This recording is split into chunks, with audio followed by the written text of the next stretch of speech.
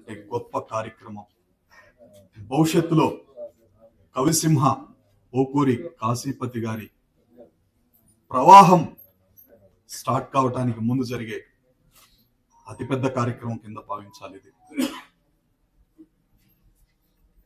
చిన్న చిన్న రాళ్ళు చిల్లర దేవుళ్ళు, నాగులేటి నీళ్లు నాపరాళ్ళు, సొద్ద జొన్న కూళ్ళు సర్పములు తేళ్లు, పలనాటి సీమ పల్లెటూర్లు అని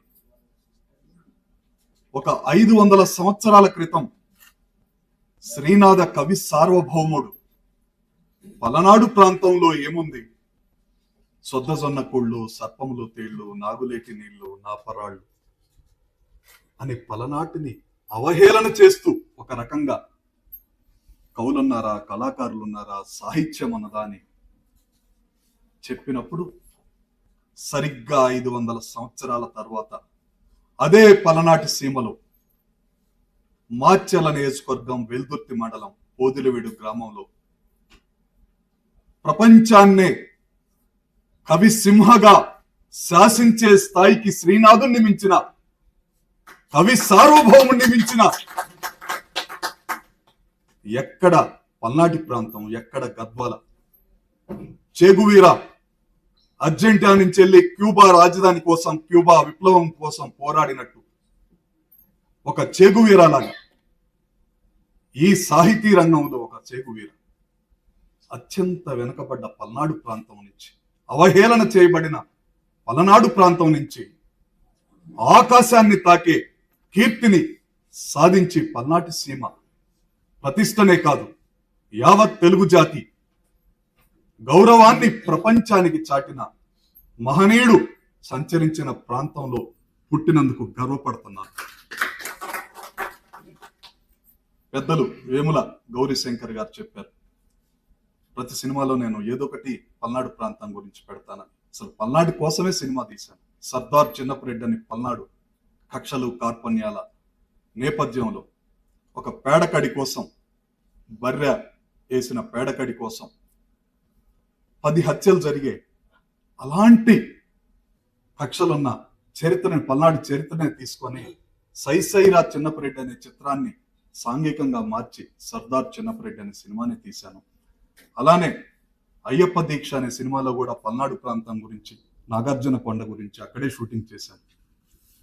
ఇప్పుడు సారు చెప్పారు అవకాశం ఉంటే కాశీపతి గారి గురించి ఎక్కడో పెట్టమని. ఎక్కడో కాదు, మీ అందరు అవకాశం ఇస్తే, ఆశీర్వదిస్తే కవిసింహ ఓకూరి కాశీపతి గారి పేరున ఒక చిత్రాన్ని కూడా నేనే నిర్మిస్తానని మీ అందరి సమక్షంలో మీ అందరి ఆశీర్వాదం తీసుకుంటూ చెప్తున్నాను. ఎందుకంటే 54 చిత్రాలు నిర్మించాను, అన్ని సమాజానికి ఉపయోగపడే. విప్లవ కవి, ప్రజా వాగ్గేయకారుడు గద్దర్ గారి చివరి చిత్రం, ఆయన నటించిన చివరి చిత్రాన్ని నేనే నిర్మించాను, విడుదలకు సిద్ధంగా ఉంది. సేమ్ నేను ఎక్కడో పల్నాడులో పుట్టి విశాఖపట్నం ఉత్తరాంధ్రలో జరిగే స్టీల్ ప్లాంట్ ప్రైవేటీకరణకు వ్యతిరేకంగా, ఆ ప్రైవేటీకరణ ఆపాలని ఉక్కు సత్యాగ్రహం అని గద్దర్ గారు ఇచ్చిన కథ, కథనం, మాటలు, పాటల్ని ఆ చిత్రంగా మలిసి గద్దర్ గారు కూడా 4 పాటలు రాశారు, 3 పాటల్లో నటించాడు ఆ సినిమాలో. ఆయన చివరి చిత్రం, ఆఖరి చిత్రం ఆయనకే అంకితం ఇచ్చారు.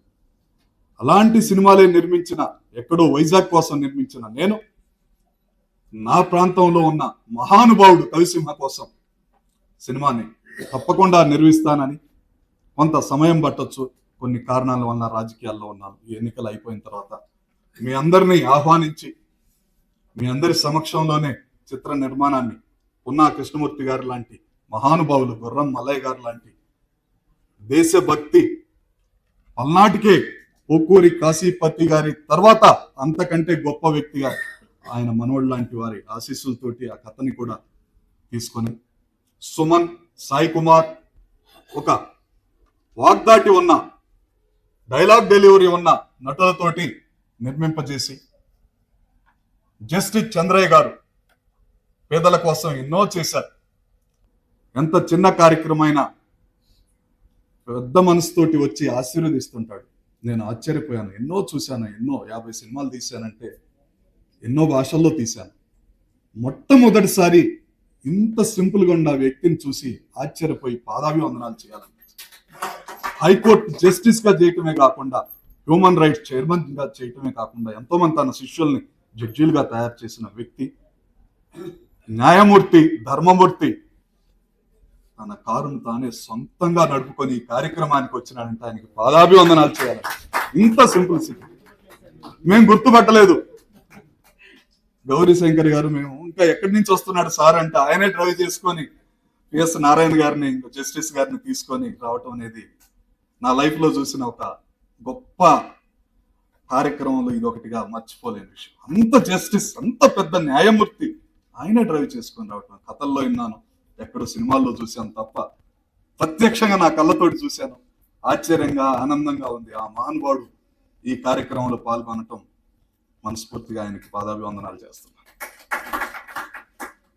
అలానే బెజ్జంకి వారు పల్నాడు ప్రాంతంలో కవులని, అభ్యుదయ కవులని తయారు చేస్తూ పల్నాడు ప్రాణం పోస్తున్నాడు కవితా రంగానికి.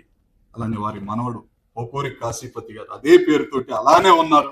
ఆయన కూడా ఈ చిత్రంలో నటించాలని, వాళ్ళ కుటుంబ సభ్యులు, వారసులు ఎవరున్నా కూడా ఈ చిత్రానికి చేయాలని, మంచి సాహిత్యం ఉన్న పెద్ద కవులతోటి రాయించి, ఇప్పుడు నేను తీసిన సినిమాలో కూడా సుద్దాల అశోక్ తేజ గారు, గోరేటి వెంకన్న గారు, గద్దర్ గారు ప్రజా కవులే రాశారు. ప్రతి సినిమాలో కూడా లెజెండ్స్ తోటే రాయిస్తాను. మీరు సూచించిన వారిని ఈ పాటలు, ఈ సాహిత్యం రాయాలంటే సామాన్యమైన కవులు రాయలేరు. మనందరం కూర్చొని ఒక ప్రాంతంలో ఎక్కడో నాగార్జున సాగర్ కానీ ఎక్కడైనా మీటింగ్ పెట్టుకొని మీరు అందరూ వస్తే త్వరలో ఆ చిత్రాన్ని ఎన్నికల తర్వాత ప్రకటించి ఒక గ్రంథ కావ్యంగా భవిష్యత్ తరాలు కవిసింహ పోకూరి కాశీపతి గారంటే ఏంటో తెలిసే విధంగా, ఆయన పుట్టుక నుంచి ఆయన ఏనుగు అంబారీ మీద ఊరేగిన గద్వాల ప్రాంతం వరకు చరిత్రలో నిలిచిపోయే విధంగా చిత్రీకరిస్తానని మీ అందరి ముందు మాటిస్తూ ఈ అవకాశం ఇచ్చిన మా అన్న వేముల గౌరీశంకర్ గారికి హృదయపూర్వకంగా ధన్యవాదాలు తెలియజేస్తూ, వచ్చిన ప్రతి ఒక్కరికి పేరు పేరున మనస్ఫూర్తిగా ధన్యవాదాలు తెలియజేస్తున్నాను. Thank you sir.